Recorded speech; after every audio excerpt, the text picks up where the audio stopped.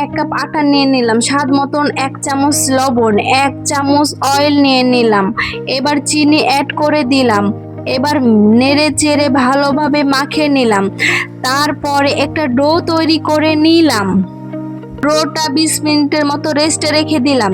এরপর পাতিলে চিনি আর পানি দিয়ে দিলাম 2টা এলাচ আর তেজপাতা। এখানে আমি বানিয়ে নিলাম 5টি রুটির মতো সাইজ করে। আমি এর সঙ্গে দিয়ে দিলাম তেল আর কর্নফ্লাওয়ার পাউডার। এটা আমি ভালোভাবে মিক্স করে নিলাম রুটির ওপরে আমি মিক্সড করে আরেকটা রুটি দিয়ে দিলাম। এইভাবে আমি 5টি রুটির শেপ নিব। 5টি রুটি নেওয়া হয়ে গিয়ে আমি জড়িয়ে নিলাম। জড়ানোর পরে আমি চাকু দিয়ে সুন্দরভাবে পিস পিস করে এইভাবে কেটে নিলাম।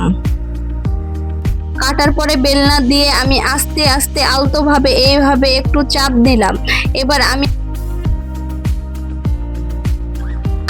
এইভাবে লাল করে ভেজে নিলাম। দেখুন তো কেমন লাগছে আমার খাজাটা তৈরি হয়ে গেছে, অনেক মুচমুচা। এই যে দেখুন আপনারা সবাই। তো আজকের মতো এই পর্যন্ত। আল্লাহ হাফেজ।